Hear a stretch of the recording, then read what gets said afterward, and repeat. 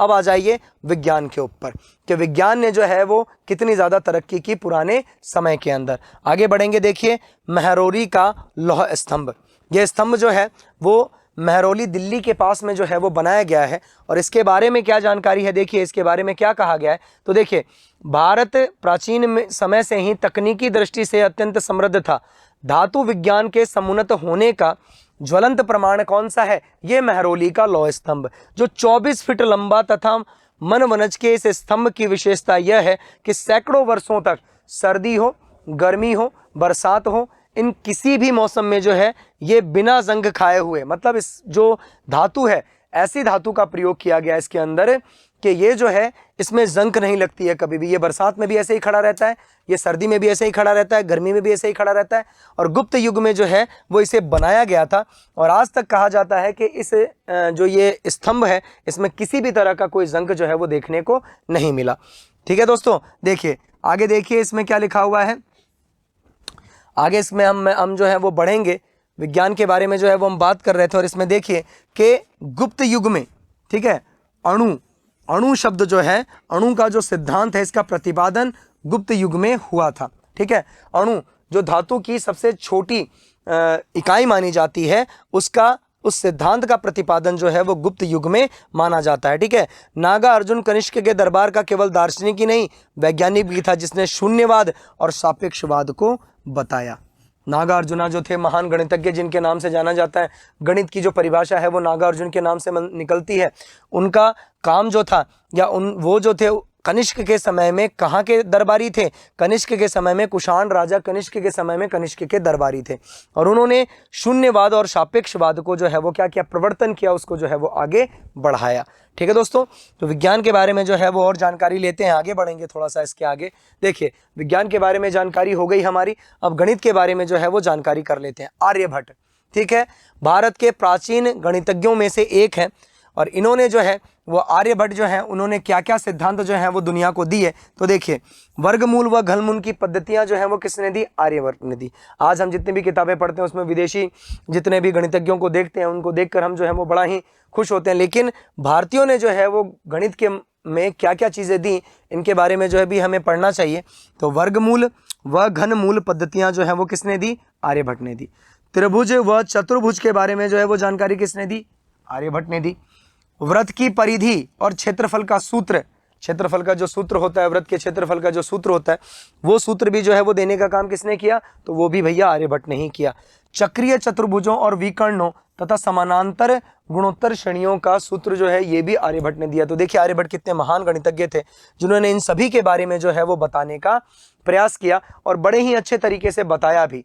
ठीक है दोस्तों, आगे बढ़ेंगे। इसके अलावा देखिए गणित में और क्या क्या चीज़ें हैं। तो देखिए आर्यभट्ट के बारे में और गणितज्ञों के बारे में जो है वो बड़ी अच्छी बात बताई गई है कि प्रसिद्ध गणितज्ञ कौन थे, आर्यभट्ट।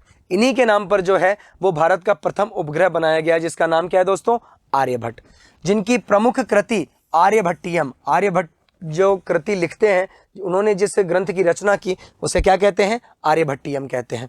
चलिए गणित के क्षेत्र में देखिए, गणित के क्षेत्र में इन्होंने सबसे बड़ा योगदान शून्य का आविष्कार। अरे वाह, देखिए कि गणित की जो शुरुआत है वो शून्य से होती है। लोगों को ये पता है कि गिनती 1 2 3 4 5 से शुरू होती है और अगर इसके आगे कुछ जोड़ना हो तो वो शून्य है। यानी कि गणित की शुरुआत जो है वो किससे होती है, शून्य से, क्योंकि गणित के बाईं तरफ जो होते हैं वो प्लस के साइन होते हैं और गणित के दाएं तरफ, जीरो के दाएं तरफ जो होते हैं वो माइनस के साइन होते हैं।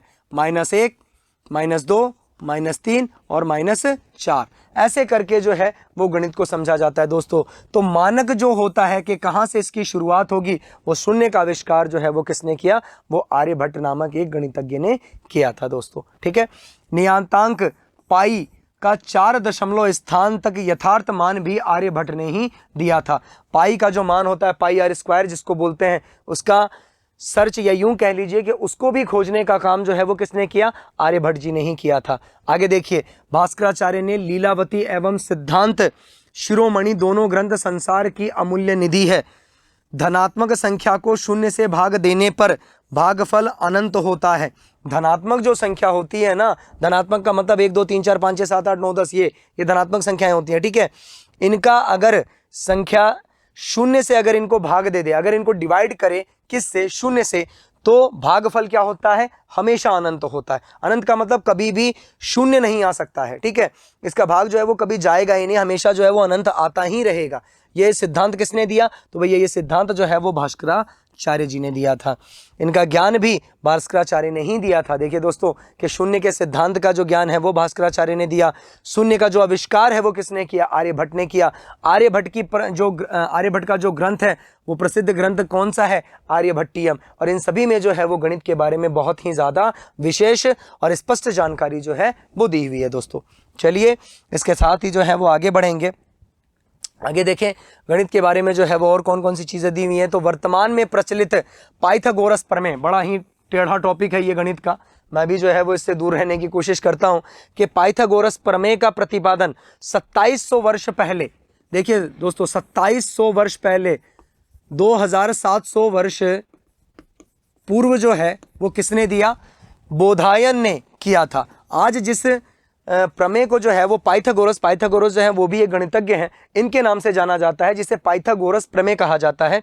उसे इनसे भी पहले किसने बनाया, तो बोधायन नाम के जो है वो गणितज्ञ ने जो है इसे बनाया, ठीक है दोस्तों, जिसे चिति प्रमेय के नाम से भी जाना जाता था। जो बोधायन ने बनाया उसे चिति प्रमेय कहा जाता है, और जो पाइथागोरस ने बनाया उसे पाइथागोरस प्रमेय कहा जाता है, जिसे आज के मैथ की बुक्स में जो है वो पढ़ने को दिखाई देता है। चलिए दोस्तों इस गणित की जानकारी के साथ ही आगे बढ़ेंगे। आगे देखिए ज्योतिष और खगोल के बारे में जानकारी लेते हैं। यहाँ पर भी जो है वो आर्यभट्ट का नाम आ रहा है। कितनी अच्छी बात है ये कि आर्यभट्ट ने जो है वो गणित और ज्योतिष खगोल में भी जो है वो अपना कितना योगदान दिया है। देखिए दोस्तों आर्यभट्ट ज्योतिष में भी अपना योगदान दिया और गणित में तो अभी योगदान पढ़ ही चुके हैं हम। तो देखिए सूर्य ग्रहण व चंद्र ग्रहण, इन दोनों के बारे में जो जानकारी है वो आर्यभट्ट ने दी थी। वो क्या जानकारी थी अभी बात करेंगे। चंद्रमा व पृथ्वी की छाया का परिणाम क्या होता है, सूर्य ग्रहण व चंद्र ग्रहण होता है। ध्यान से समझिएगा इस चीज को कि सूर्य ग्रहण और चंद्र ग्रहण जो है वो किसका परिणाम है कि चंद्रमा व पृथ्वी की छाया, चंद्रमा और पृथ्वी की जो छाया है किसके ऊपर पड़ती है, किसके ऊपर पड़ेगी, सूर्य के ऊपर पड़ेगी दोस्तों। सूर्य के ऊपर जब ये छाया पड़ती है तो चंद्र ग्रहण और सूर्य ग्रहण जो है वो होता है। प्लस आर्यभट्ट ने ही जो है, आर्यभट्ट एकमात्र ऐसे शख्स थे जिन्होंने ये बताया कि सूर्य, सुनिएगा दोस्तों ध्यान से, सूर्य अपने अक्ष पर घूमता है। क्या होता है दोस्तों, देखिए कि सूर्य जो है वो अपने अक्ष पर ही जो है वो गोल गोल घूमता है, वो कहीं किसी के चक्कर नहीं लगाता। सूर्य सिर्फ और सिर्फ अपने अक्ष पर घूमता है, और इस अक्ष के घूमने की वजह से ही जो है वो क्या बनते हैं, दिन रात बनते हैं। तो दिन रात का ज्ञान भी जो है वो हमें किन्होंने दिया, आर्यभट्ट ने जी ने ही दिया था दोस्तों। देखिए आगे बढ़ेंगे इस जानकारी के साथ में, और देखिए ज्योतिष और खगोल में हमें और कौन कौन सी जानकारियाँ, देखिए ये सूर्य ग्रहण और चंद्र ग्रहण के बारे में बताया गया है। देख रहे हैं दोस्तों कि जो सूर्य होता है और बीच में जो पृथ्वी होती है, अगर सूर्य की रोशनी पृथ्वी से आगे की तरफ चंद्रमा की तरफ नहीं बढ़े और चंद्रमा जो है वो पूरी तरह से क्या हो जाए, पूरी तरह से छुप जाए, तो क्या होगा, ये ग्रहण की स्थिति बनती है। क्या बनती है दोस्तों, ये ग्रहण की स्थिति बनती है। और वैसे ही जब सूर्य और पृथ्वी के बीच में जब चंद्रमा आ जाता है तो पूरी रोशनी जो है वो पृथ्वी तक पहुंच नहीं पाते, तो ये भी ग्रहण की स्थिति बनती है। ऐसे करके ज्योतिष और खगोल को जो है वो आर्यभट्ट जैसे महान वैज्ञानिकों ने जो है वो हमें समझाने की कोशिश की। अब आप उन्हें गणितज्ञ कह लीजिए, उन्हें खगोल शास्त्री कह लीजिए, या उन्हें आप वैज्ञानिक कह लीजिए, कुछ भी कह लीजिए, इतनी ज़्यादा नॉलेज जो है वो पुराने समय के लोगों को जो है वो हुआ करती थी दोस्तों।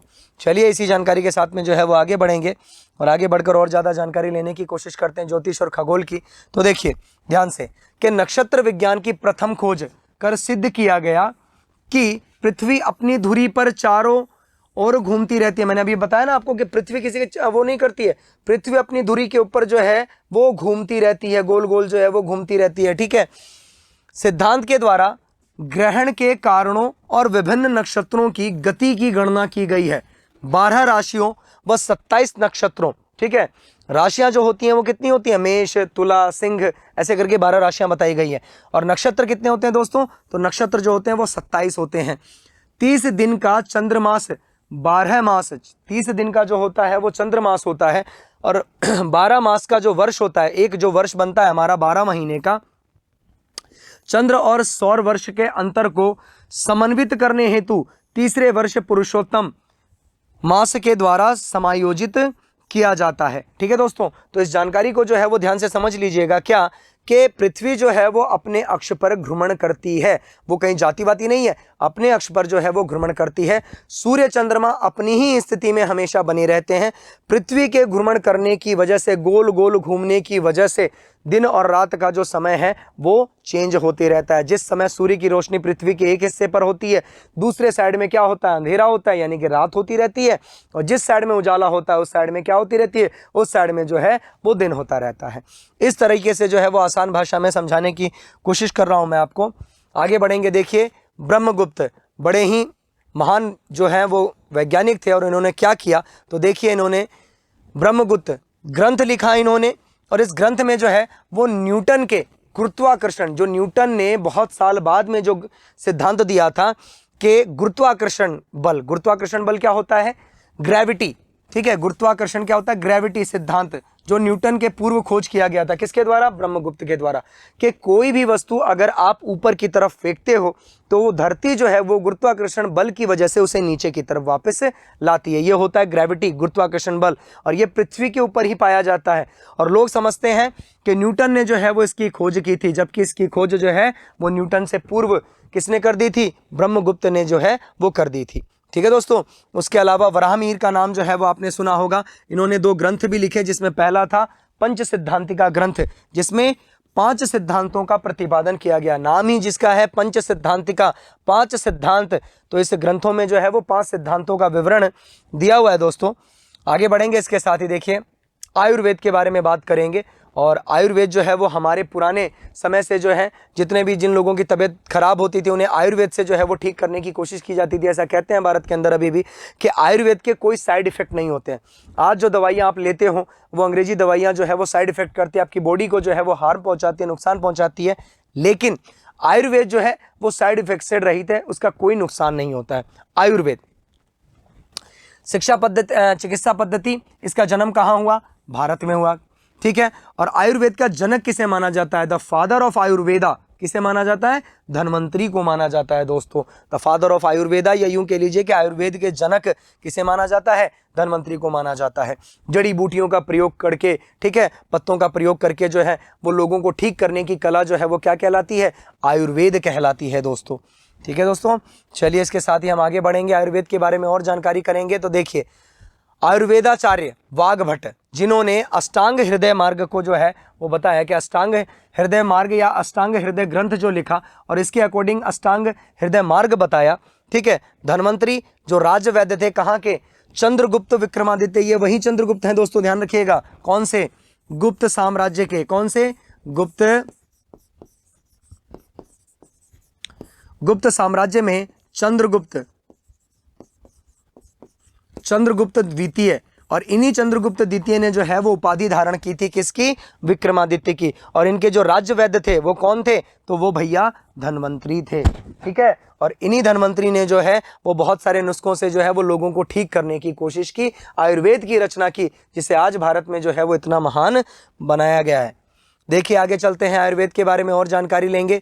ऋषि पालकाव्य कौन थे, हस्त आयुर्वेद ग्रंथ हाथियों के रोगों के उपचार के लिए, मतलब इंसान के लिए ही नहीं, जानवरों के लिए भी जो है वो पुराने समय में ऐसे ग्रंथ और ऐसे जो वेद हैं वो बनाए गए कि ऋषि पालकाव्य ने जो है वो हाथियों को ठीक करने के लिए, कि अगर हाथियों के कोई रोग हो जाए तो हस्त आयुर्वेदिक ग्रंथ का जो है वो रचना की, और इससे जो है वो हाथियों के अगर कोई बीमारी होती है, किसी तरह की कोई महामारी होती है या प्रॉब्लम होती है, तो उससे ये ठीक किया जा सकता है। विभिन्न नुस्खों का वर्णन नवीनतम ग्रंथ जो है वो लिखा गया, जो आयुर्वेद के अंदर है, जिसमें नुस्खों के बारे में, नुस्खों का मतलब होता है प्रयोग, उन प्रयोगों के बारे में जो है वो बताया गया है।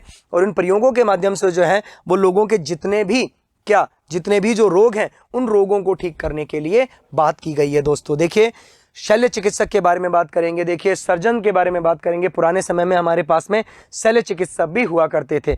शल्य चिकित्सक सर्जन कौन थे, सुश्रुत, जिन्होंने जो है वो चीड़ फाड़ वाला जो काम होता है कि भाई ऑपरेशन करके जो है वो मनुष्य को ठीक किया जा सके, उस रोग को हटाया जा सके, तो हमारे पास में जो है वो विश्व के प्रथम शल्य चिकित्सक थे, जिनका नाम है सुश्रुत। ध्यान रखिएगा, आयुर्वेद की अमूल्य निधि किसे कहा जाता है, चरक संहिता को कहा जाता है दोस्तों। चलिए आगे बढ़ते हैं इस जानकारी के साथ में, आगे बढ़ेंगे और देखिए और क्या क्या चीज़ें हैं हमारे साथ में, इनको देख लेते हैं। आयुर्वेद के अंतर्गत मोतियाबिंद, मोतियाबिंद समझते हैं दोस्तों आप कि रात के समय में जो है वो जब आप ट्रैवल करते हो या रात के समय में जब आप निकलते हो तो आपको दिखना जो है वो बंद हो जाता है, इसे क्या कहते हैं? मोतियाबिंद। अंग प्रत्यारोपण, ध्यान से सुनिएगा, अंग प्रत्यारोपण अभी के समय में जो है वो अंग प्रत्यारोपण एक बहुत बड़ी सर्जरी मानी जाती है, लेकिन उस समय में भी जो है इसे कर दिया जाता था, ठीक है। उसके बाद में बेहोशी की दवा का ज्ञान, ये भी सुश्रुत को था। और पथरी, कि पथरी जो है वो आपके हो जाती है तो इस पथरी का ज्ञान भी जो है कि पथरी को कैसे हटाया जाएगा, इसका ज्ञान भी जो है वो किसको है? सुश्रुत को था। तो इसी वजह से दुनिया के विश्व प्रसिद्ध प्रथम शल्य चिकित्सक जो है वो कौन माने जाते हैं? सुश्रुत माने जाते हैं दोस्तों, ध्यान रखिएगा। और ये कहाँ के थे? तो ये भारत के थे। ऐसी चीज़ों को जब आप देखते हैं तो आपको ये गर्व होता है कि हम भारत जैसे देश के अंदर जो है वो रह रहे हैं, लेकिन धीरे धीरे हमारी संस्कृति जो है वो घटती जा रही है, जिसका बहुत खेद है। आगे बढ़ते हैं, इन चीज़ों को छोड़ देंगे और देखिए वापस से मैं रिपीट करवा देता हूँ। मोतियाबिंद, आंखों के अंदर जो प्रॉब्लम होती है उसे मोतियाबिंद कहते हैं। बेहोशी की दवा का ज्ञान, ये भी सुश्रुत को था। अंग प्रत्यारोपण, ठीक है, और उसके अलावा पथरी यानी कि अपेंडिक्स, इसका भी प्रयोग, इसका भी जो रोग है, इस रोग को जो है वो ठीक करने का काम सुश्रुत किया करते थे दोस्तों। जुड़ने के लिए बहुत बहुत धन्यवाद दोस्तों, मिलते हैं अगले वीडियो के अंदर। तब तक जो है वो बिल्कुल आराम से रहिए और हमारे साथ में जुड़कर पढ़ते रहिए। Thank you.